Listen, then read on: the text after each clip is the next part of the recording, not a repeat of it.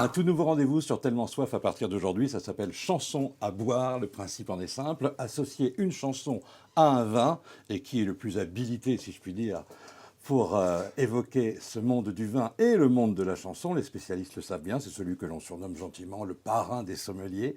C'est monsieur Philippe Forbrac. Philippe, bonjour. Bonjour Christophe. Et merci d'accepter cette invitation Mais sur c'est notre chaîne. un grand plaisir. Merci Alors, et bienvenue dans ma cave en plus. Oui, j'allais vous demander justement, parce qu'on n'a pas l'habitude sur Tellement Soif de tourner dans cet endroit-là, où sommes-nous précisément pour les téléspectateurs? Alors, on est à Paris, au bistrot du Sommelier. C'est une adresse qui est située boulevard Haussmann à Paris, en 97.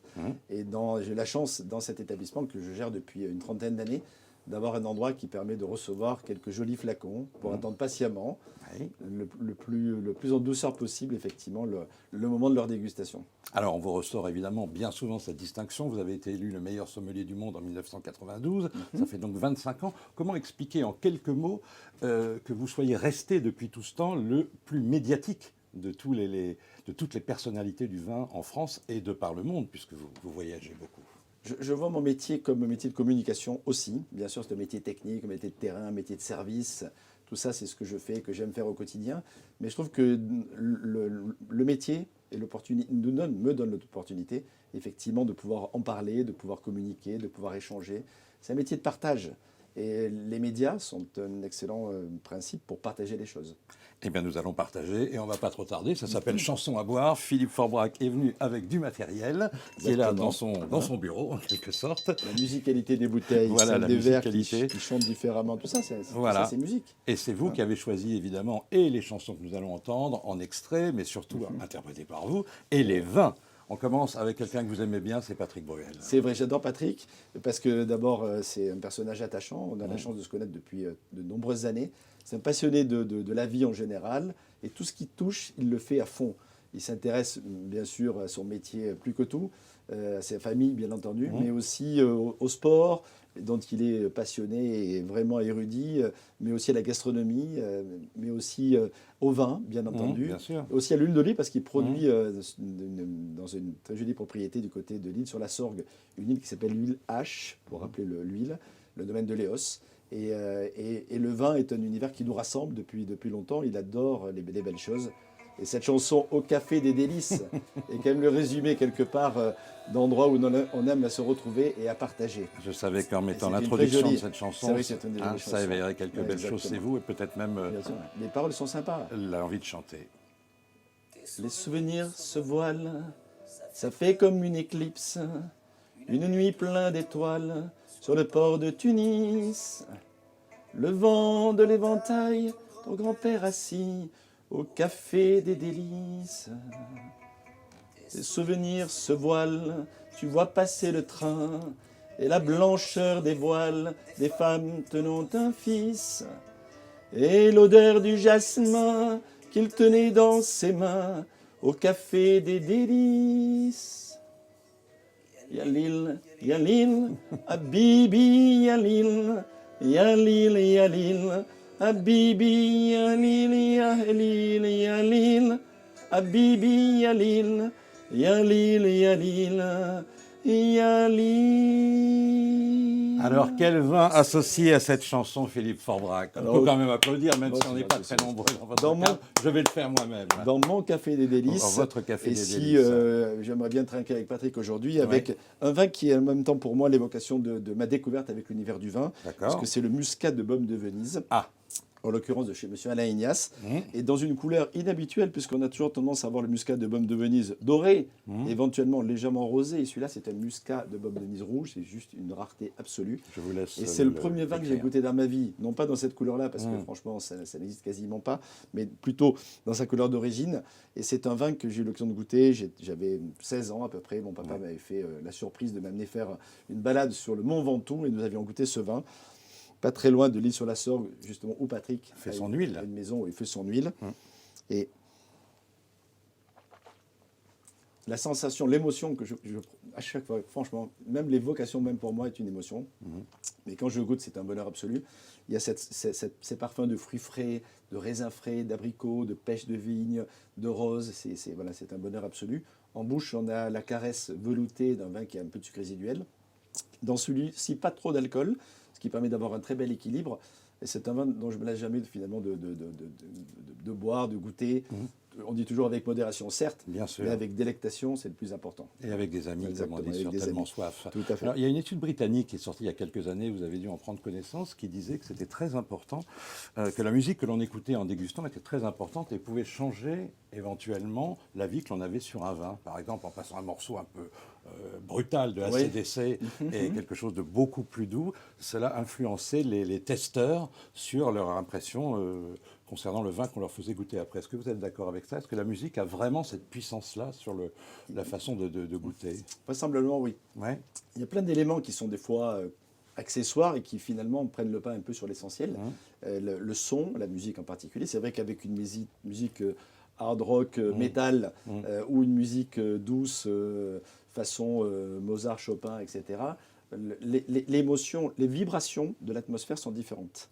Et donc le ressenti émotionnel, effectivement, n'est pas du tout le même. C'est comme la lumière. Si on met une lumière ici qui est blanc bleuté, et si on transforme cette lumière d'un coup de baguette magique en rouge, en vert, en jaune ou en bleu, on a une sensation vraiment différente au niveau de la peau même. Parce que si on met en rouge, on va avoir plus de chaleur. Si on met en jaune, on va être proche du repère du soleil. Si on met en vert, on a le côté végétal de la clairière. Si on est en bleu, on va avoir le côté marin et l'acidulé d'une zone plutôt proche de la mer. Et donc ça influence directement l'émotion que l'on ressent. Et quand on goûte, que ce soit le vin ou même d'ailleurs autre chose, ça influence suffisamment pour qu'on le perçoive. Donc vous êtes d'accord avec le fait que Oui. les 5 sens sont en éveil dans votre métier, hein, les Mais 5 bien sens. entendu, on ne s'enferme pas dans une boîte isolée du monde pour goûter un bon vin. On partage ce vin avec les gens avec qui l'on est, mais aussi finalement avec l'endroit qui nous accueille. Et le lieu dans lequel l'on déguste a vraiment d'importance aussi. On va revenir un petit peu en arrière, à votre jeunesse, entre guillemets. Ça se passait du côté de Briançon. Il y a eu le service militaire ensuite. Et vous m'avez confié un jour, ici même au bistrot du Sommelier, que vous aviez fait de la radio. À une époque, vous proposiez des chroniques à la radio. Et qu'est-ce que vous écoutiez à l'époque? C'était l'époque des radios libres, oui, le dans début les années des 80, années 80, exactement.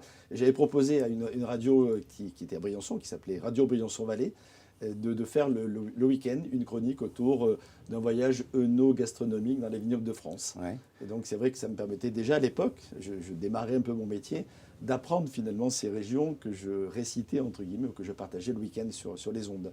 Et ça a plutôt bien marché, parce que pendant toute pratiquement ma période militaire, j'ai pu faire ça. Et même après, puisqu'on vous retrouve aussi sur Tellement Soif, mais Après, sur d'autres médias. Exactement, c'est vrai que j'ai fait pas mal d'autres choses. Bien sûr. En radio notamment, Europe 1, RTL à l'occasion, BFM pendant longtemps, maintenant Sud Radio tous les week-ends également. Voilà, il fallait Et donc dire. ça permet effectivement de continuer. Un très joli média, la radio. J'adore la télé, donc merci de nous accueillir dans cette émission. Mais c'est vrai que la radio est un média très confident dans l'esprit du partage aussi, un peu plus confidentiel. Et à cette époque-là, vous écoutiez une chanson qui datait déjà un petit peu, Oui, 10 c'est ans vrai. avant, de 1973. Non, mais je vous pousse un peu parce que je vous ai déjà vu à la fin d'une dégustation l'entonner avec enthousiasme. C'est une chanson de Serge Lama. Oui, j'aime beaucoup Serge Lama. Ouais. C'est celui qui m'a accompagné pendant toutes mes années d'adolescence et même au-delà. Et bon, plein de chansons de Serge Lama, Le temps de la rengaine, etc. C'est magnifique. Une île, c'est juste magique. Bon, l'une des plus célèbres, c'est Je suis malade. Bien sûr. Et c'est vrai que quand il entonne en fredonnant quasiment au début, je ne rêve plus, je ne fume plus, je n'ai même plus d'histoire. Je suis seul sans toi, je suis laid sans toi. Je suis comme un orphelin dans un dortoir. Je vois toutes les nuits et tous les whiskies, pour moi, ont le même goût, etc. Ouais. Il part dans des délires absolus, dans lesquels il raconte sa vie, bien sûr, avec ses émotions, avec ses angoisses, parce que la masse n'est pas toujours d'une gaieté absolue, mais il a une sincérité, une profondeur, à la fois dans ses textes et dans la façon dont il les chante, qui m'a toujours ému, vraiment depuis le début. Ça s'appelle Chanson à boire. Vous êtes le meilleur représentant de ce titre, Philippe Forbrac.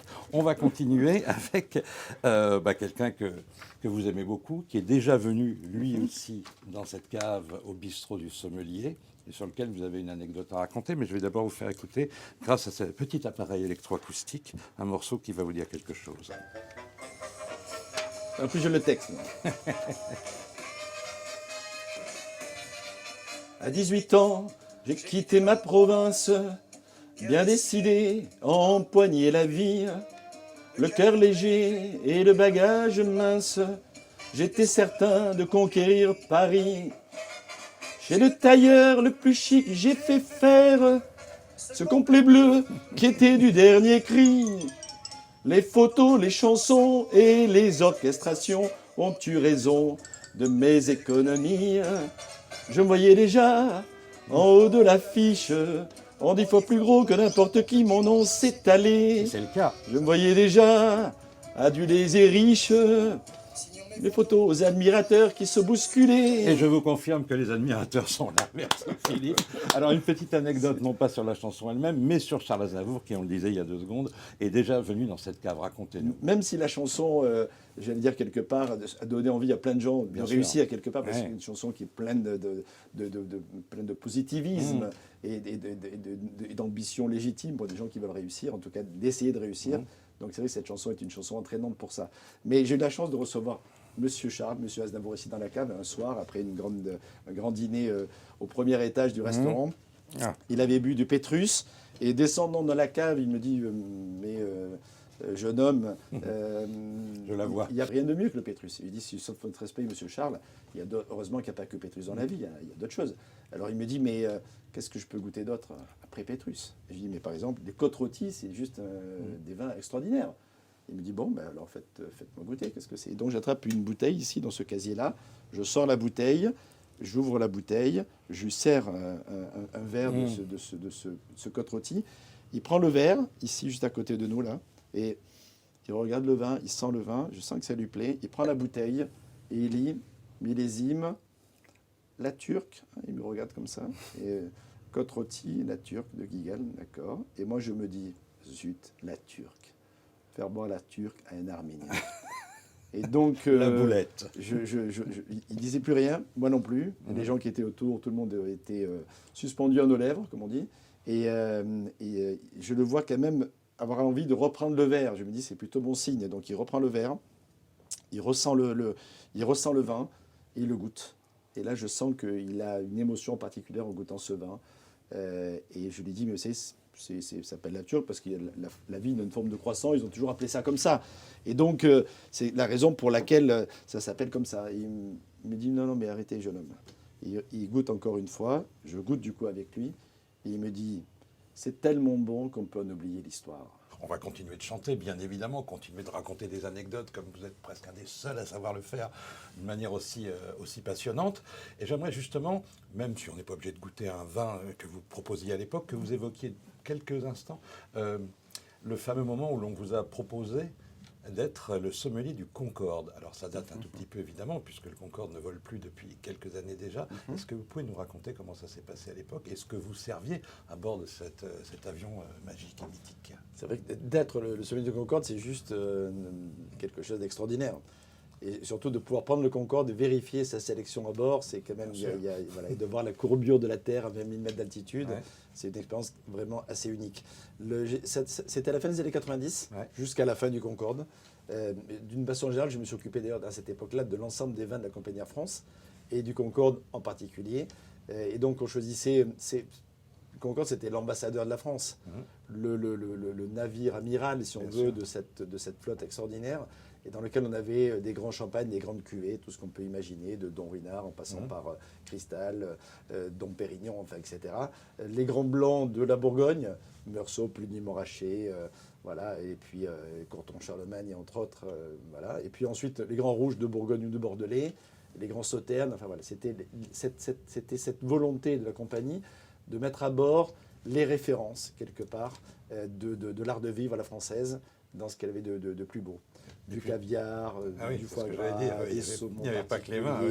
Des plats signés. J'ai eu l'occasion, à Noël chaque année, pendant la période des fêtes, le mois de décembre et janvier, il y avait toujours un grand chef qui faisait un repas et signé à bord. Donc une année, j'ai eu la chance de faire ça avec Alain Ducasse, par exemple. L'autre année avec Joël Robuchon, une autre année avec Guy Martin, une autre année avec Guy Savoie, etc. C'était quand même des moments juste extraordinaires. Déjà pour nous de préparer ces dîners et ensuite de pouvoir, entre guillemets, les faire vivre à bord. Et puisque vous parlez du prestige de la France, si je vous fais entendre ceci, est-ce que ça vous inspire, Philippe Forbrac, cette petite introduction musicale? C'est même une des chansons qui a marqué le siècle, puisqu'elle avait été élue chanson du siècle, au XXe siècle. Une très jolie chanson de notre ami Yves Duteil, La langue de chez nous. Avec des mots superbes qui portent son histoire à travers ses accents. où l'on sent la musique et le parfum des herbes, le fromage de chèvre et le pain de froment, et du Mont Saint-Michel jusqu'à la Contrescarpe, en écoutant parler les gens de ce pays, on dirait que le vent s'est pris dans une harpe et qu'il en a gardé toutes les harmonies. Dans cette langue belle, aux couleurs de Provence, où la saveur des choses est déjà dans les mots, c'est d'abord en parlant que la fête commence. Et l'on boit des paroles aussi bien que de l'eau. Les voix ressemblent aux cours des fleuves et des rivières.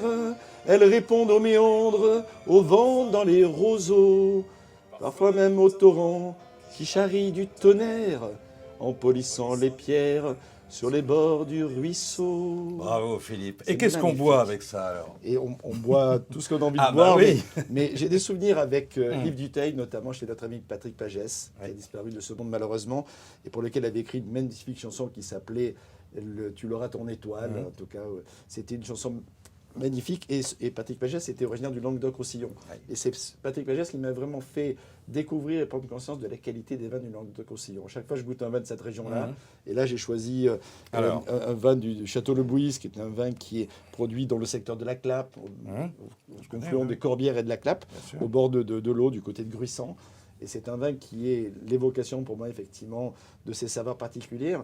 Et j'aime beaucoup Yves Duteil, que j'ai la chance de croiser de temps en temps, parce qu'il a les mots justes. Ouais. Un peu comme nous, quand on parle d'un vin en décrivant ses saveurs particulières, ses goûts, ses arômes, ses textures, son velouté, la finesse de ses tanins, la gourmandise de sa bouche, son élégance, son harmonie. C'est la même façon dont il a d'écrire ses textes. Il y a une justesse et il y a une précision surtout dans tout ça. Et il cherche, d'ailleurs il dit ici, l'harmonie. Et l'harmonie, c'est ce que l'on aime dans notre métier. Bien sûr. Trouver cette harmonie pour trouver son équilibre. Et vous aimez aussi, je vous laisse déguster, vous aimez aussi transmettre. Vous étiez récemment en voyage en Auvergne, à Chamalières. Vous êtes allé voir des jeunes gens. Et je sais que vous avez cette envie justement de transmettre par le vin, par votre passion, des tas de choses, comme la langue de chez nous ou d'autres choses. Exactement. Voilà, de transmettre votre Tout à fait. passion. Alors ça vous vient d'où ça? Ça fait partie aussi j'allais dire, de mon ADN. J'ai toujours eu envie d'en parler, de communiquer avec les gens et transmettre et donner l'impulsion à des jeunes qui vont démarrer ce métier ou qui ne savent pas encore ce qu'ils veulent faire, mais leur donner envie en suscitant des vocations. C'est quelque chose qui est vraiment m'habite depuis longtemps. Et je suis en plus président maintenant de l'Union de la Sommelier française. Ouais. Donc j'ai en charge, j'allais dire, Une sorte d'ambassadeur. l'esprit quelque part de cette association qui date depuis plusieurs décennies. Avec mes équipes, avec mon bureau, avec toutes les commissions qui m'entourent, on va sur le terrain avec tous les présidents régionaux qui font un boulot formidable. Ils sont sur le terrain, ils vont partager cette passion, organiser des événements, rencontrer des jeunes ou des moins jeunes, parce qu'on a la chance dans ce métier de se former tout le temps, tous les jours. Derrière chacune de nos dégustations, il y a toujours cette pointe d'émotion particulière que l'on retrouve et qu'on aime ensuite à partager. Vous ne l'avez pas bu, ça? Si, je viens de le goûter. Ah bon, j'ai pas Et il est vu. même très bon. D'accord, N'est-ce j'étais pas? parti Voilà. dans mes idées. Oui, non, mais je goûte comme un sommelier, assez Bien discrètement, sûr. mais très efficacement. C'est vrai, toujours très efficacement. Avant de terminer avec une dernière chanson en direct du bistrot du sommelier, une chanson à boire évidemment, sur Tellement Soif avec Philippe Forbrac, un petit quiz, une question toute simple. Quel amateur de vin et de divers alcools, je crois, quelqu'un que vous aimez beaucoup, que vous aimez interpréter, a dit « Moi, j'ai toujours 3 verres d'avance sur le monde entier ». Je vais mettre un petit indice musical. Un Français, un étranger, Américain décédé. On n'est pas aux grosses têtes, je sais. Non, mais américain décédé. D'origine italienne. Vous aimez le chanter. Je vous ai entendu le chanter il y a quelque temps, ici même au bistrot du sommelier. Sinatra. Voilà, exactement. Mr. Sinatra. Mr. Frank, bravo. New York, New York. Exactement. Start spreading the news. Je ne peux pas le retenir. I'm leaving today. I want to be a part of it. New York, New York. On parlait de voyage avec Air France, avec le Concorde, New Oui, York, oui. et on termine avec Exactement. Amsterdam, si ça vous convient, Philippe Forbrac. C'est vrai que c'est une chanson que j'aime beaucoup pour plein de raisons, parce qu'elle suscite en moi beaucoup d'émotions particulières. J'aime beaucoup Jacques Brel. J'ai parlé de Lama tout à l'heure. Mais effectivement, Brel est aussi, j'allais dire, mon auteur et mon interprète préféré. J'aime beaucoup Brel. Et cette chanson d'Amsterdam, elle évoque plein de choses en plus. À boire, à manger, à vivre, à mourir, à naître. C'est une très jolie chanson. Il s'en passe dans le port d'Amsterdam. Par exemple. Dans le port d'Amsterdam, il y a des marins qui chantent, des rêves qui les hantent au large d'Amsterdam. Dans le port d'Amsterdam, il y a des marins qui dansent comme des ailes en flammes le long des berges mornes. Dans le port d'Amsterdam, il y a des marins qui meurent, pleins de bières et de drames, aux premières lueurs. Mais dans le port d'Amsterdam, il y a des marins qui naissent dans la chaleur épaisse des longueurs océanes. Bravo! Dans le port d'Amsterdam, il y a des marins qui mangent. Allez, a cappella! Sur des nappes trop blanches, des poissons ruisselants. Ils vous montrent des dents, à croquer la fortune, à décroisser la lune, à bouffer des haubans. Et ça sent la morue jusque dans le cœur des frites que leurs grosses mains invitent à revenir en pluie. Se lèvent en riant dans un bruit de tempête, referment leurs braguettes et sortent en rotant.